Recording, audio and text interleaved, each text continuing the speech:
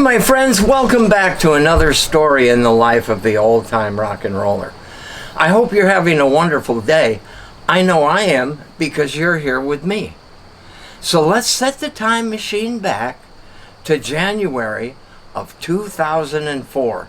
There's a lot going on, so let's get right into it. This is where our story will begin. The Atlanta Blues Society had over 300 members. Carlin C. Note Smith was the president at one time. Heaven Davis was the vice president. Marion and Paul Dagler were active. Jimmy the Garbage Man. All of the DJs from WRFG, Blackjack, AJ, Bill and Pat Hudson, Michael Ellis, Rich Pettit, Stagger Lee, and on down the line. We were one big happy blues family. Blackjack had given me a CD in the previous fall by an American Indian named Ken Rhyne. Ken played the harmonica, sang, wrote songs, and designed sound studios for big bucks. So Ken had released a record called Caught You White-Handed. It was a very cute play on words, and a really fine CD. The Blues Foundation every year hosts a gigantic blues challenge open to everyone in the whole world that has a blues society.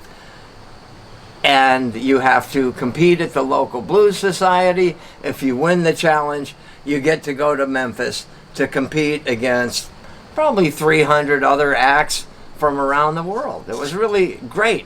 And if you've never been and you're a blues fan, I highly recommend that you go one year. Our monthly meeting was held at Blind Willie's in January, and the winner of the acoustic blues challenge from Australia was going to perform. Her name is Fiona Boyes. Now, Fiona didn't start playing guitar until she was 40 years old after hearing a Memphis Mini album and hearing Memphis Mini play. Fiona developed a really unique picking and vocal style that was something totally original. So when I heard her at the meeting, I was really floored. I thought, wow, this chick is great. And I met her and her husband, Steve the Preacher, and invited them out to our house anytime they liked, which they took me up on a couple of months later. At the Blues Challenge, Fiona won the Best Acoustic Player of the Year. So that was tremendous for her. My friend Ken Rhyne and his band made it to the finals, and they were doing a hell of a job.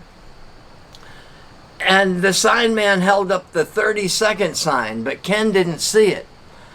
Well, the next thing he knows, he sees the 5-second sign. And the band couldn't stop in time, and they went over a couple of seconds. Well, that deducts points from your overall score automatically. And so Ken's band came in second. And I believe they would have won if they had stopped on time. Needless to say, it was a great honor. Well, when Ken got back to Atlanta, we started hanging out, and he invited me to play with him on a couple of his jobs. I think the first show we played together was at a place called the Firehouse. That was a lot of fun. The next show we did together was at Stone Mountain Harley Davidson, and that was a really fun afternoon. I noticed a very attractive blonde-haired lady taking photographs, and after the performance, she introduced herself to me.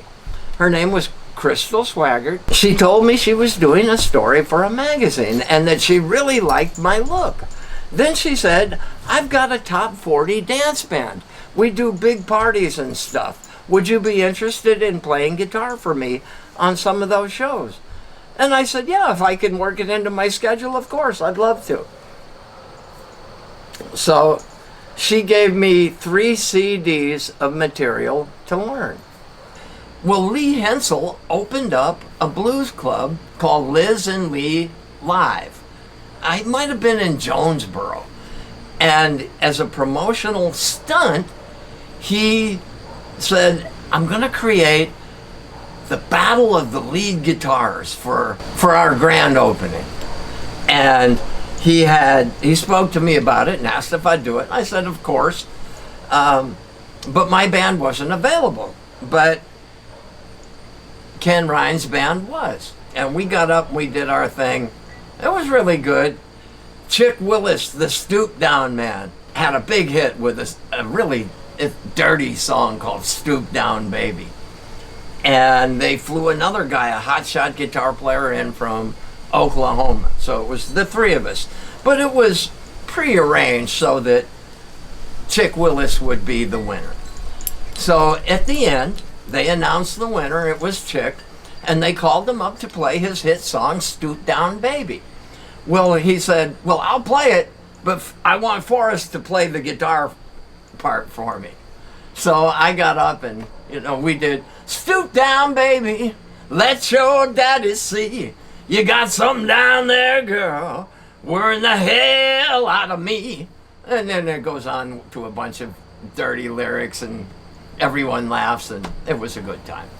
Well, when the Blues Awards came around in May, as they always do, I decided to go, as usual, and I was asked to play at the post-Handy jam session. This was a really great jam session, and it was the Blues Award night where Susan Tedeschi won her Blues Award. So she was flying high as Female Blues Vocalist of the Year award. So I'm at the jam and I'm playing along and I'm just soloing like crazy and feeling great. And at one point, I had a flash on an Allman Brothers song and a wicked part that I think Warren Haynes played. We got through the jam session and I turned around, walked back to put the Gibson guitar in the case. And there were two people, a man and a woman, sitting down on the amplifiers, listening to the jam session. And they were exactly right behind my amp. So I said, oh, hey. And they both jumped up and the lady put her hand out and said, hey, I'm Susan. And the other guy put out his hand and he says, hey, I'm Warren Haynes. You did a great job, man. That was fabulous. And I said, oh, thanks a lot. That's really nice. And then I said, Warren Haynes, man, I'm a fan of yours. Susan, you are an incredible singer. So we hit it off right away. And we walked up Beale Street, and I learned that Warren loves chocolate. And we walked up to the Rum Boogie, and we parted ways at that time. But it was a tremendous honor and compliment from one of the greatest guitar players on the scene today, and vocalists. So that was pretty incredible. Well, Lawrence and I, my friend Lawrence Proman from the Voodoo Screamers, my side project, had a couple of songs to record at Dogwood Studio one afternoon. And Schwenke and McKnight were going to meet us at the gas station about a half mile from the studio. Well, we were early. I got there about 8:45 and went over to the Kroger store to order some deli sandwiches.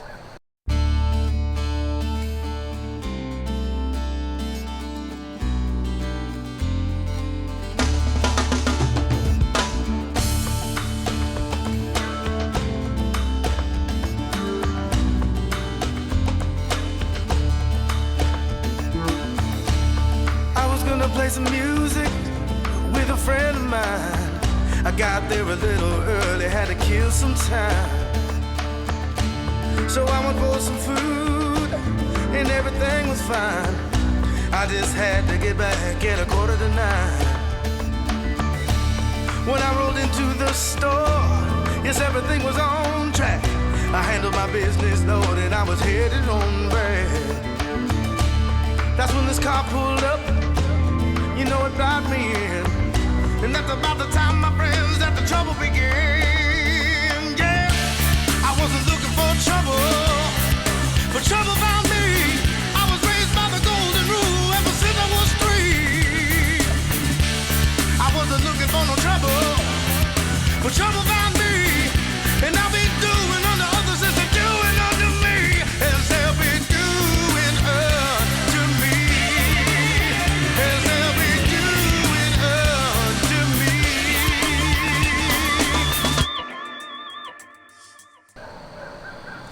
While I was getting the sandwiches, I noticed a pretty 19, 20, 21-year-old black girl shopping.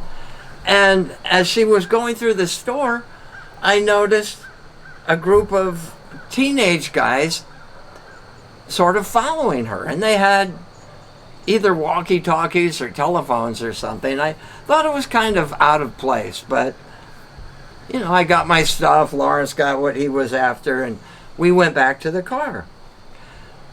As I was about to fire it up, an old Chevy Impala came and blocked my car and her car in. Well, at that time, she was just getting her groceries out and starting to load up her car. And 4 or 5 guys jumped out of this car and went over to abduct her. I noticed this and thought, holy smokes. So I grabbed a piece of paper and a pen and jumped out to write down the license number of the car.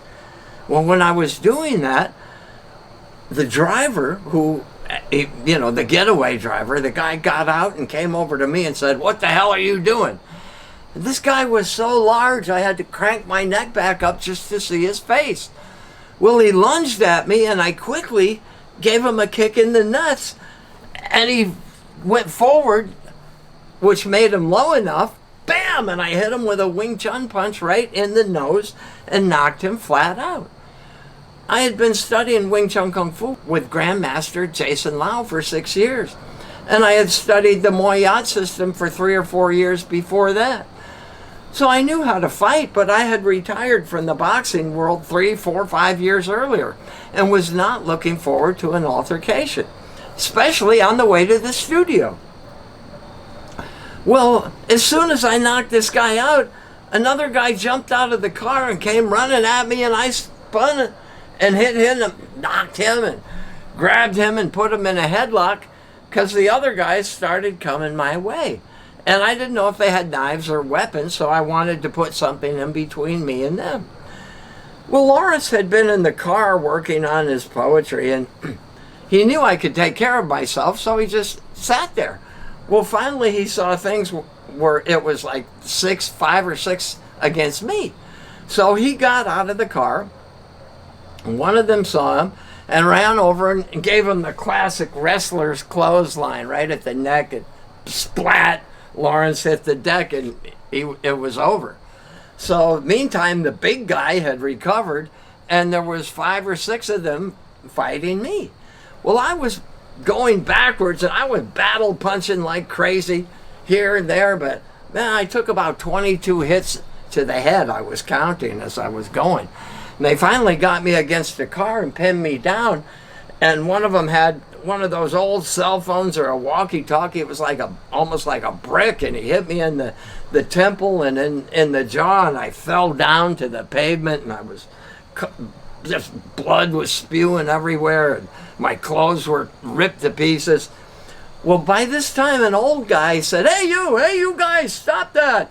And so they all ran and got in their car, and they backed up and took off and hit another car while trying to leave, but they escaped. Well, the police pulled up when I was staggering back to my car, and they said, you got to give me a statement. So I gave him a quick statement, and he said, all right, now you're going to the hospital. And I said, to hell with that.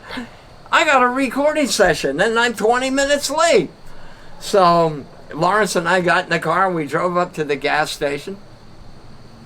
There was Schwenke and McKnight, and they said, what happened to you? And I told them. They said, let's get them. I said, no, they're gone now. Let's go make this record. So we recorded about 4 hours, and I had the worst headache of my life when it was over. But the recording was great, though. I didn't let it interfere with what I had to do. And maybe a half a year later, Kaylin re-sewed my shirt back together from rags.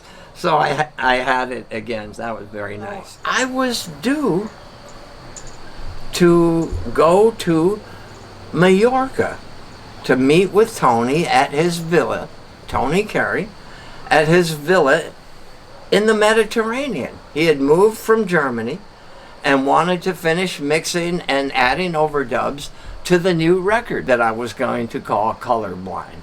I said, of course, and I booked a flight, but before I could do that, I needed someone to stay at the house with Hunter and my dog. Well, fortunately, I had met a country singer named Kaylin Ward who hit it off really well with me. In fact, so well that one day Hunter said, "Dad, you and Kaylin are pretty good friends, right?" I said, "Yeah." He said, "Well, you've got my permission to marry her if you want." And I said, "Well, thanks, Hunter. It's really way too early for any of that, but I appreciate your endorsement." Well, Kaylin came and stayed at the house for the 11 days that I was gone to watch Hunter and stay with Abby and Tater. And I flew out overseas, straight to Madrid. I got to talking with a group of tourists, really, on the plane, and they said, "We're going to go hit the subway and we're going to tour all over the city." And I said, "Well, I hope you have a great time." And then I took a little connector out to Mallorca where Tony picked me up. Later on the news, I heard that very same day, I think it was March 11th, 2004, the Madrid train bombing. And I had hoped that these tourists weren't on that train. It was great to see Tony. He was in a good mood, and we had a wonderful time catching up and talking, driving back to his villa. Madrid was nice, but Mallorca, out in the Mediterranean, it was an island that grew up out of a volcanic eruption. There were stone walls everywhere. Well, we had a routine. Tony would get up at 8 and start blasting the studio, which was right next to the guest house, I guess it was, where I had a bed, a fireplace, and a shower upstairs. So I'd be sleeping there, and I'd hear the music blaring. I said, "Oh, I guess it's time to go to work." So I'd get dressed and go next door, and Tony's there, and we're rocking and rolling, and we'd play till about 3 in the afternoon. He'd take a nap, then we'd get up and play some more, and finally he'd have a dinner break, and then we'd record maybe 8 to 10, and he'd knock it off. And I'd go into my little room, and I had nothing to do, so I had these CDs from Crystal and the Cruisers. So I started learning, 60 songs or whatever it was that was on her party dance band list. Well, we recorded day in and day out, and we're just having a blast. And one afternoon, we decided to go into town. And it was a little one-lane road, and there was a donkey cart and a vendor, riding the donkey cart with his wagon there. And Tony said, "Yeah, we got to wait for these guys." So we waited till he finally cleared the area, and we turned off, and we went into this little bar restaurant. In this restaurant bar, the whole wall was covered with clocks. There were thousands of them. Big ones, little ones, tall ones, shaped ones, round ones, fat ones, skinny ones. And not one of them worked, and not one of them had the right time. It was out of a Salvador Dali picture. It was really interesting. That was our only excursion into town outside of the villa, except for the last night that we were there. Now, I had played the solo to Riding on the Blues Train, and it was really tremendous. And I almost later said, "How the hell did I do that? What was that?" Ride, ride, ride, ride. Ride on the blues train.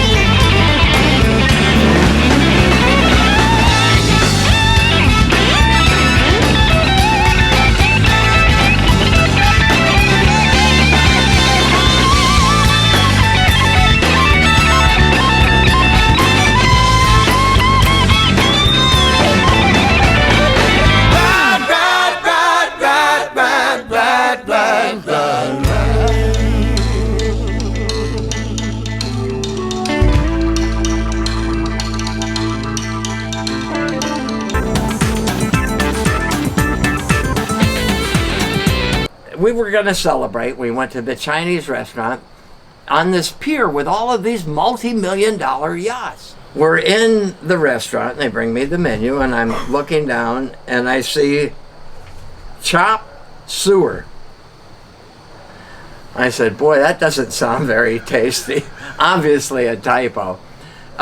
So Tony ordered the Peking duck, and I had some traditional meal. When we left, we were walking to our little bug car, and there was a beautiful, obviously extremely wealthy lady that was drunk and staggering on the way to her Lamborghini. And she finally got the door open and got it started. And we could hear the gears grinding as she was trying to put the car into gear without putting the clutch in. And after, I don't know, 10 minutes of this, and we were just there laughing our heads off, the car just sort of smoked and stopped. And we said, well, I guess that's what it's like to be really, really rich. So we went back and finished up, and the next day Tony drove me to the airport and he dropped me off. Well, my connection had been canceled, and I had an hour and a half to get to the big airport in Madrid. I did a lot of finagling and talking and pleading and begging and maybe paid some extra lira, but I did get a flight back to Spain, and the flight home was smooth. When I got home, we had to hit the road immediately because we were booked on a southern tour. And our first job was at Ron Anton's Bradfordville Blues Club. Motor City Josh and the Big Three were at the same hotel when we pulled up. Evidently they had played there the night before and they had completely trashed the place. And they were off to their next place. But Josh was from Detroit, and his brother and Dustin Sargent played the bass, and they were good guys. They had good music, and Josh and I are still friends today, even though he moved back to Detroit. My hearing was totally off because after 18 hours in the air, I couldn't hear anything, and I played too loud that night. I felt bad about it, but you know, these things happen. We continued the tour and went home, and I was relaxing. The phone rang, and it was Fiona saying that she and Steve wanted to come out and play some acoustic guitars with me. I said, sure. I had Kaylin go and get 4 bottles of wine, and they came and they brought a couple of bottles of wine. I knew they were wine drinkers. And we spent about 4 hours on the porch, Fiona and myself, just playing acoustic guitars. I think Kaylin and Steve, the preacher, made 1 or 2 trips to the liquor store to buy more wine. It was definitely a wine-filled afternoon with acoustic tones overflowing. Beautiful love and vibrations were in the air.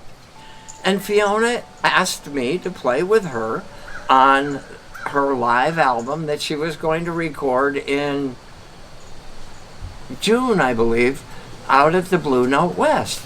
Now, quarter ton of rhythm, Schwenke and McKnight would be playing bass and drums, Bob Margolin would be playing slide, Fiona would be playing all of her songs, and I would get up as a special guest on 2 of the songs.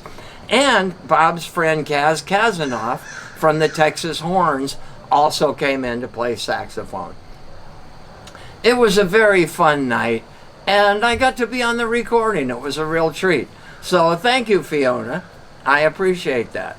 And our friendship continues to this day. Now, the Georgia Songbird, EG Kight. We had become friends in 1998 when we met in Memphis.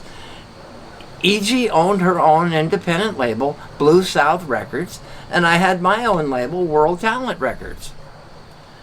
So we would often exchange notes on stations that we didn't have on our list and guys that were really friendly and things of that nature. She was booked to play at Darwin's in 2004 and invited me to come see her. So if I would have gone anyway. She asked me if I would get up and play some songs with her.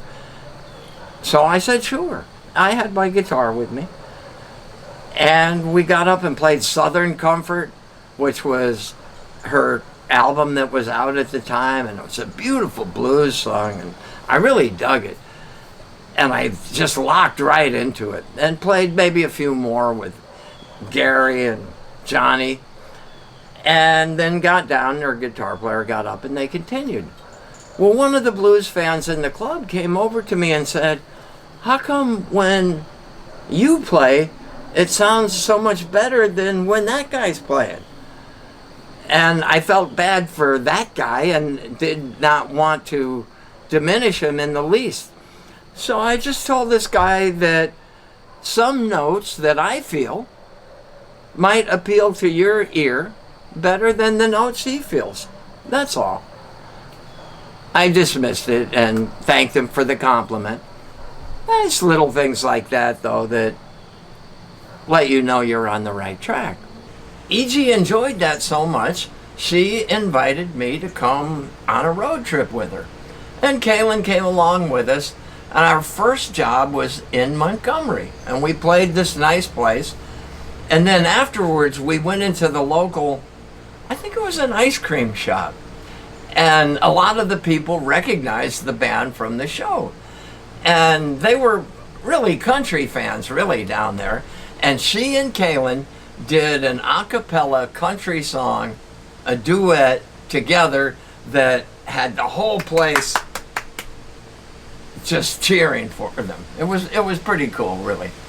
Well, the next night, we drove down to Tallahassee, and we were playing at the Bradfordville Blues Club, Ron Anton's place. And I played a lot of juke joints from Mississippi all throughout the South, and the Bradfordville Blues Club is one of the greatest. During the break, a 16-year-old kid came up with his father, and he said, my dad has brought me to every show here for the last 4 years, and you are the best picker I ever seen. My face lit up like a kid at the county fair. It was just, you know, everybody had played there. And the fact that I was his favorite, it's those little things that you get along the way that just tell you and reassure you that, okay, I'm on the right path.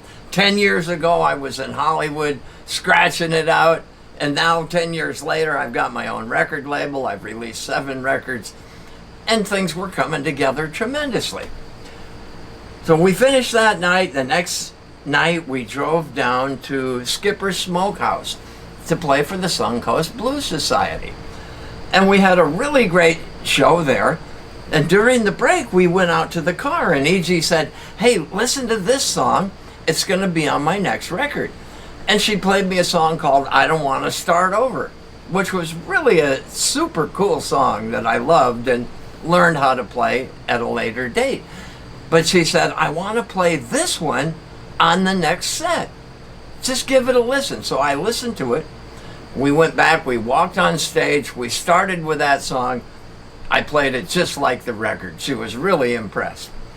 My cousin Shelly and Johnny had come up from Fort Myers to see the show. And after the show, we went back with them and stayed on their sailboat for the night and visited for a while. It's kind of nice when you're on the road and some family comes along and visits you and you get a chance to catch up on things. In the fall, EG asked me to play with her at Chips and Winder on Halloween.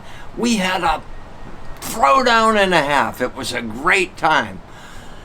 Now, Darryl, Cobb, Kaylin, and I went on WRFG one morning on Bill and Pat Hudson's show, and we performed a couple of acoustic songs live. It was a lot of fun. One night when I was hosting the Tuesday night jam session at Darwin's, John McKnight couldn't make it. And I said, who are you going to offer for a substitute? And he said, Larry Griffith. He's a singing drummer and you'll really dig him. So I hired Larry for the night, and he was really great.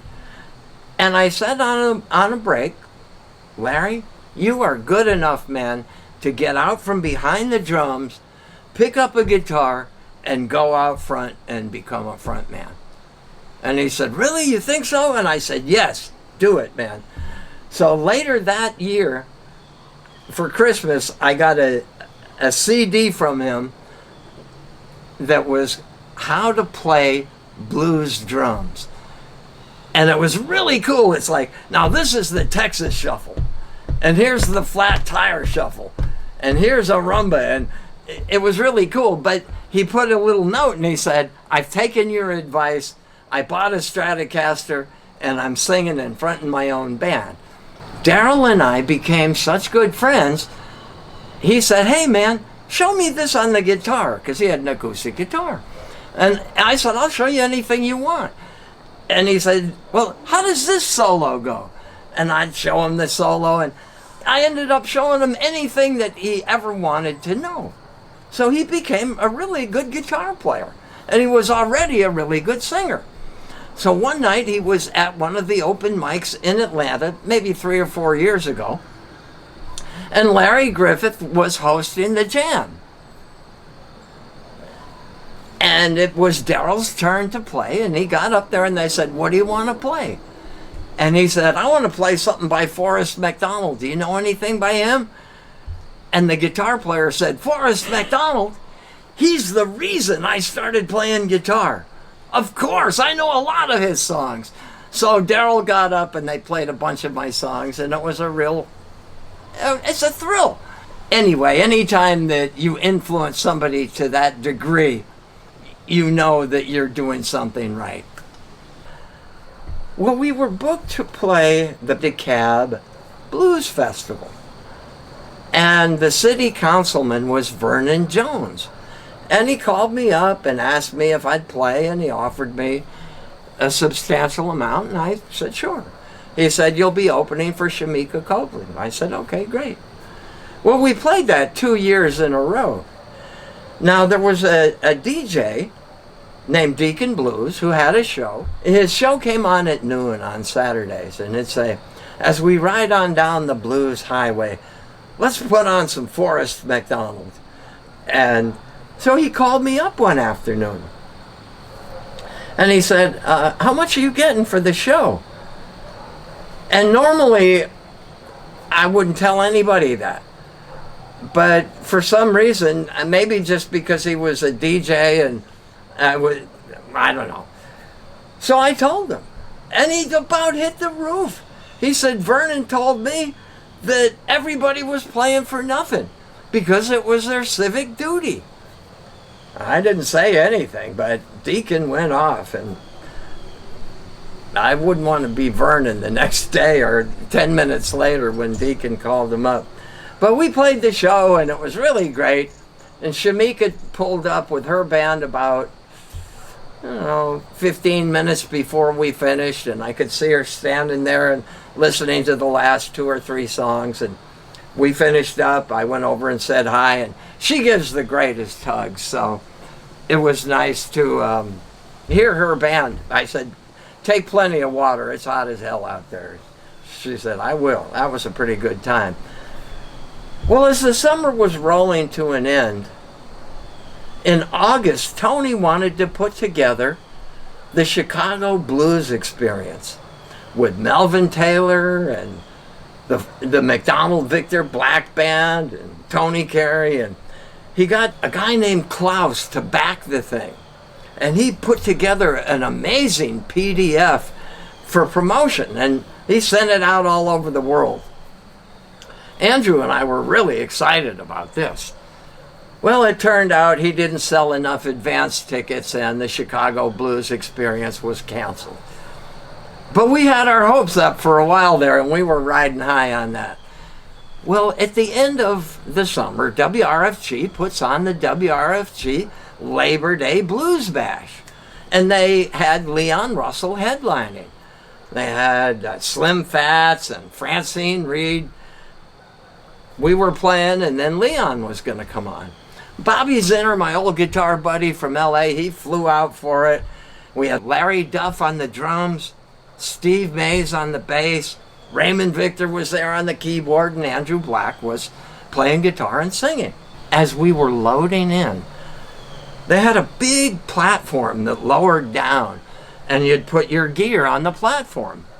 So I was there, and the platform came down, and it swung about 3 feet in my direction and landed right on my right foot. I struggled to get it out. The thing was a couple of 1,000 pounds. My foot started swelling immediately. But the show must go on.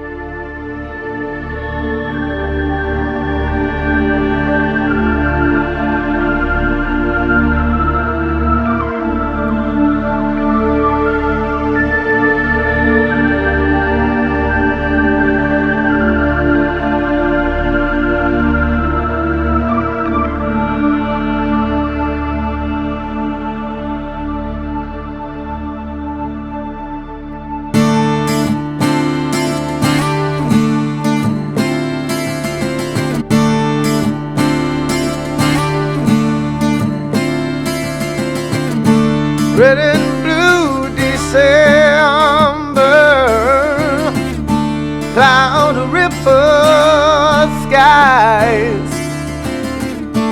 over fresh pellet snow, yeah, trees and leaves they die.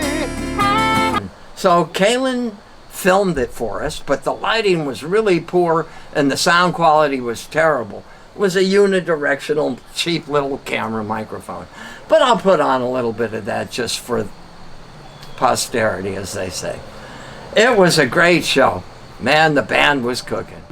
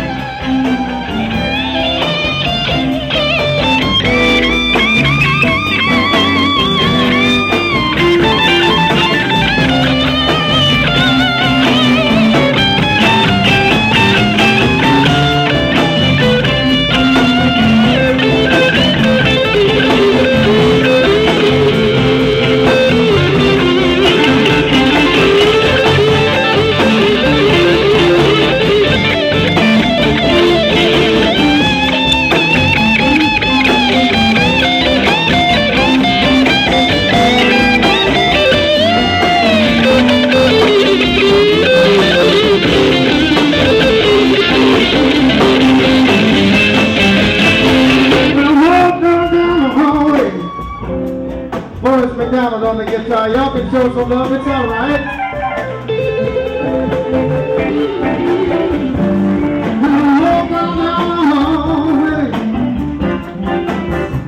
Suddenly my feet made me stop. I was afraid when I'm not lying there, my own heart couldn't stand aside.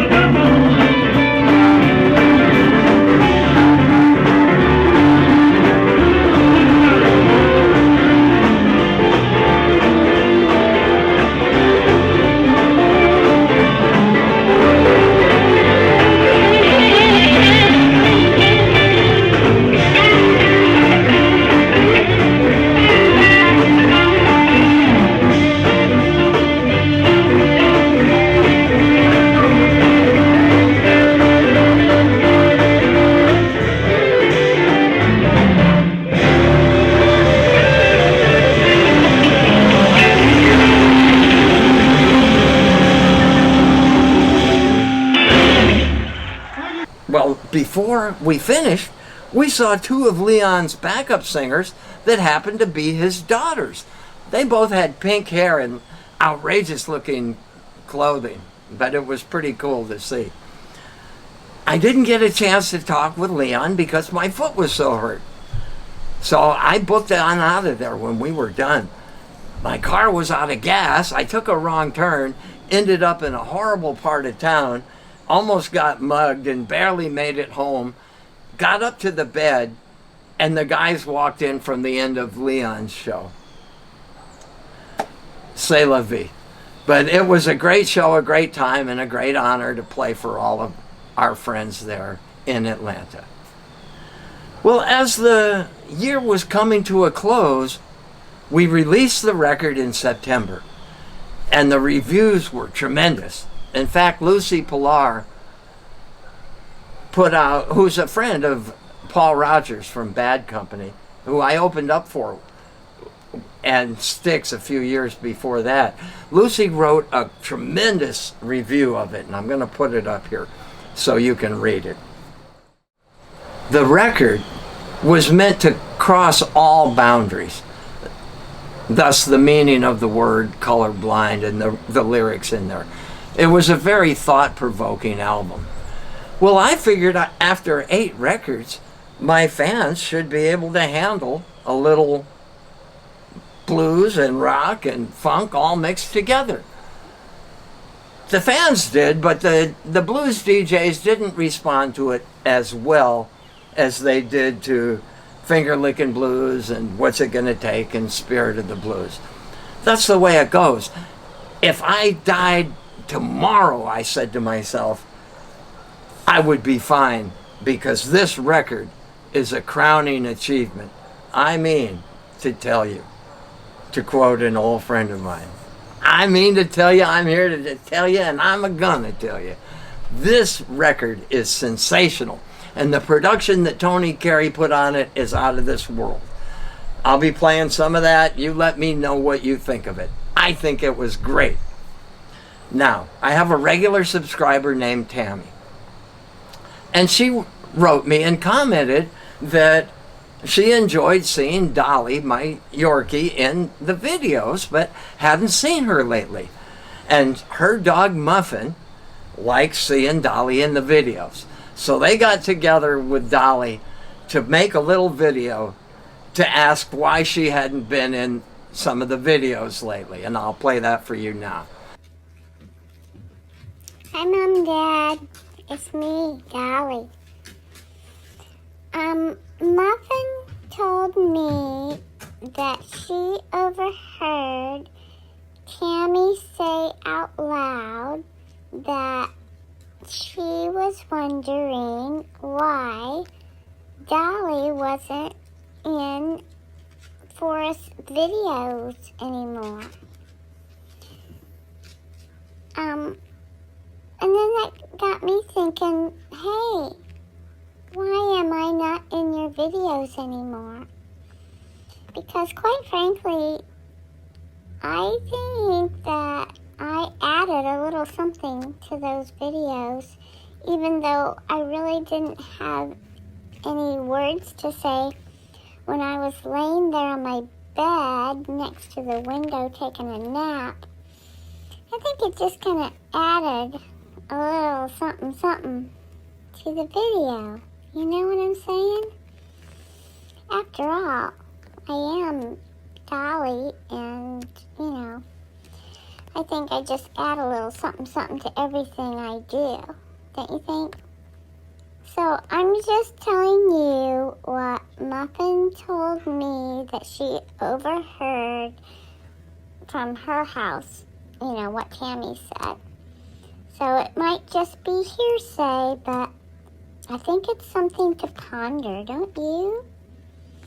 Anyway, I love you guys. I'll talk to you later. Bye-bye. Now, I've got to tell you about Lola Gully. I met Lola back in 98 or 99 when we were playing at Darwin's with Raymond Victor and the 3D Blues Band. She came in and heard the band and really flipped over it.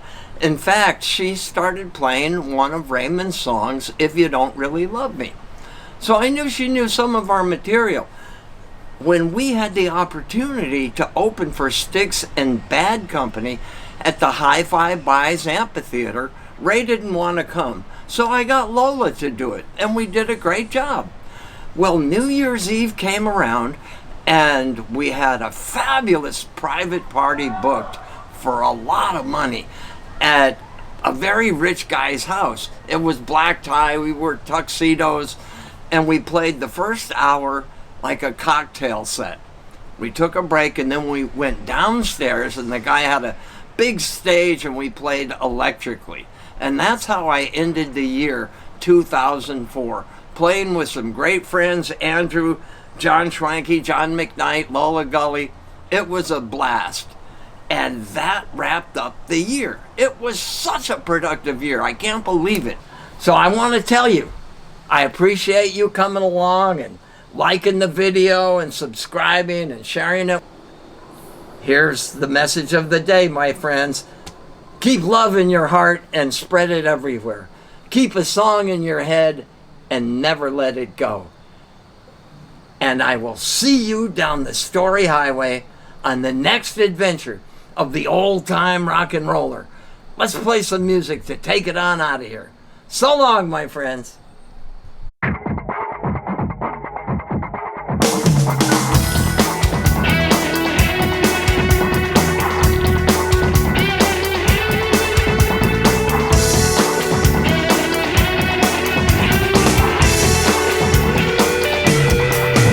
Everybody gets the blues.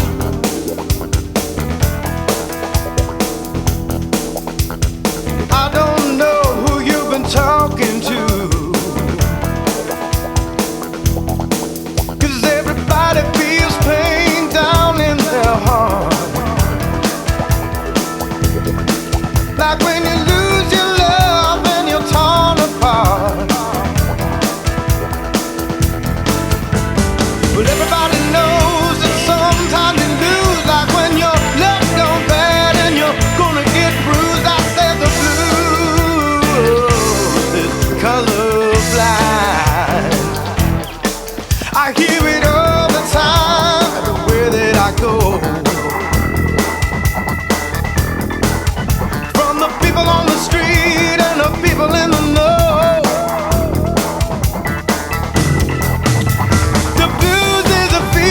Come from your heart. It's like a gift from God that's a dying heart.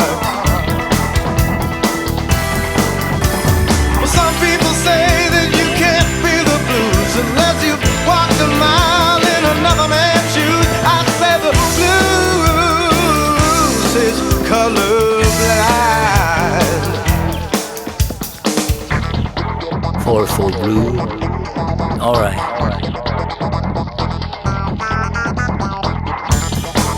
And she bought me a guitar from 6 River.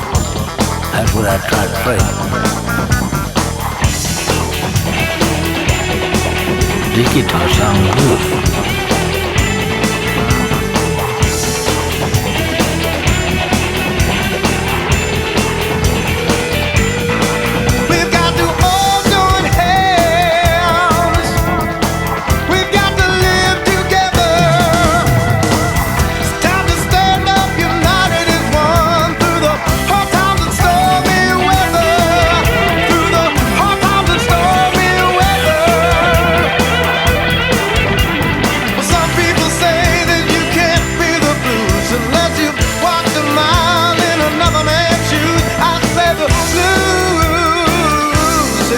Colorblind.